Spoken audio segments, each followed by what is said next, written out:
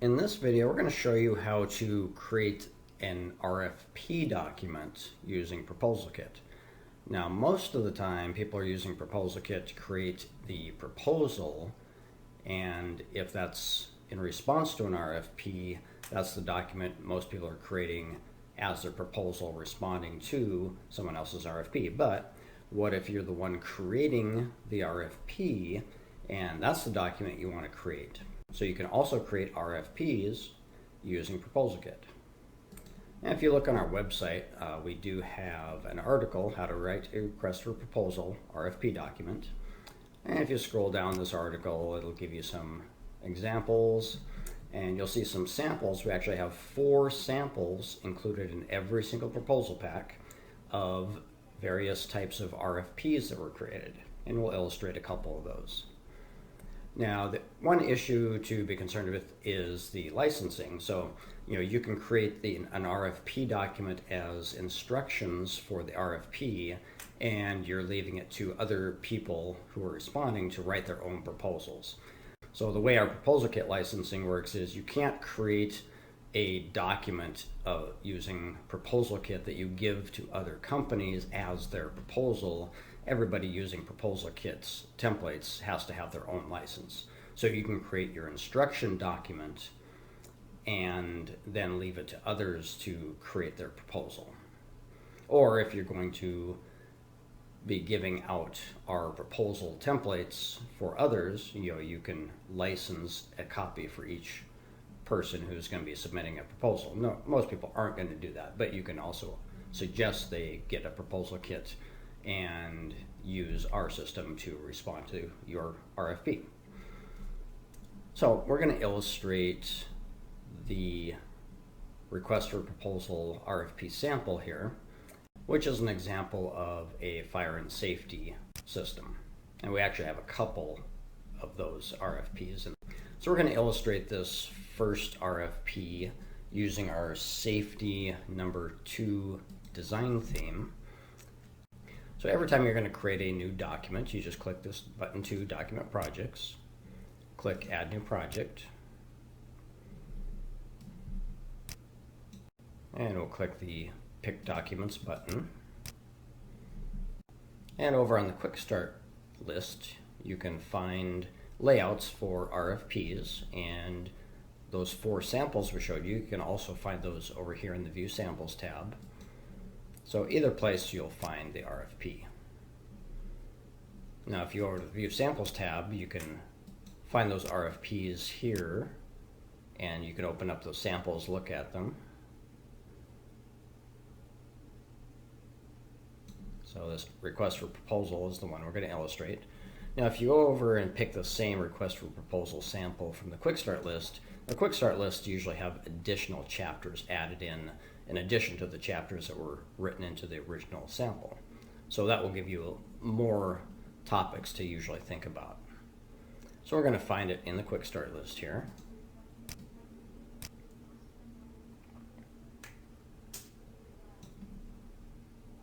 And you can see actually all 4 Request for Proposal examples here. So we're just going to pick this first one. And this has 24 pages in it. We'll import that list into our project. And it'll tell us there's pre-written sample content for this RFP, so we're going to import that as well. Now the odds of you actually being able to reuse someone else's RFP content are pretty slim, but at least it gives you some additional writing ideas, having some pages that are already pre-written. Everybody writing an RFP is going to do it differently. You're going to have different chapters to pick from. This layout has 24 chapters, but you've got thousands of chapters to pick from in the library. So you can come over to the Add Templates tab, you can add additional chapters, Search by Name tab, you can find chapters that way. Once you're done selecting the chapters for your RFP, click OK. And you can click the company data, fill in your company information here. And client data, since you're writing an RFP, you're not going to be usually writing an RFP to a specific company because multiple companies are responding, so client data really isn't going to be used in this case. So once we're done, we'll click the OK Save Project, and now the wizard will build us the Word document. All right, now this document's been generated. Let's take a look at it.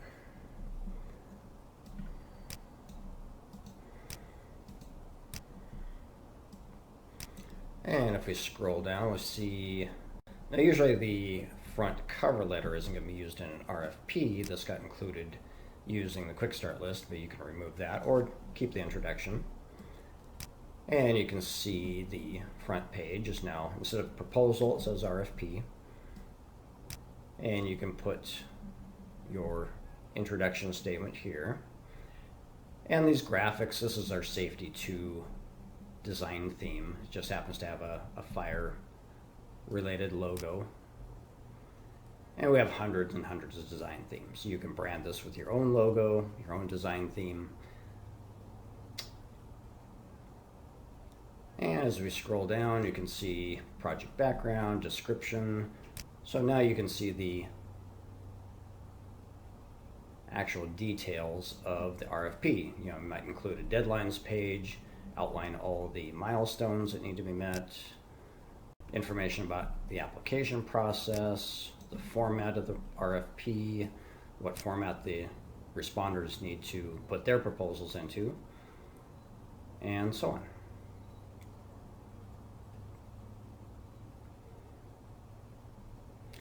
So an RFP is simply just another Word document with a set of chapters, and how you fill in those chapters determines what kind of document it is, whether it's an RFP or the response to an RFP.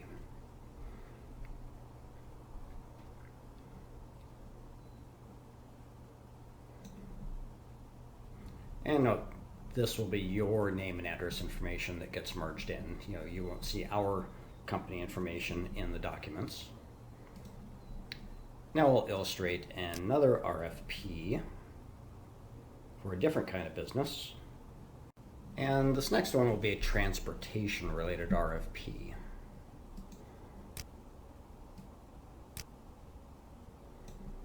We'll illustrate this with our transportation number 5 design theme. And note, we have hundreds and hundreds of design themes. You know, whichever one or ones you purchased will be the design theme your proposals get created in. You know, using our Expert Edition, you can brand your documents with your own design theme as well. And we'll just click Document Projects again, add a new project.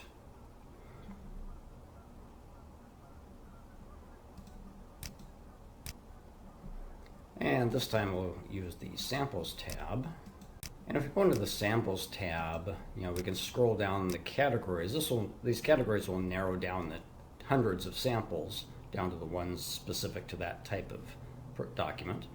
So we'll just go down and click the RFP, and we've got those 4 samples, the same 4 samples you saw on the article on the website. And we'll click the transportation sample. Now you can open that as a PDF here, or we can just import the content.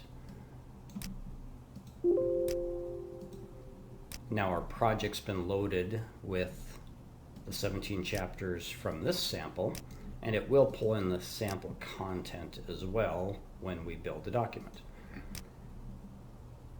So now, like before, we've got our template selected, we've filled in our company data screen. The client data screen will leave blank again, and when we save the project, it will build the Word document. All right, now this document's been created. Let's take a look at it.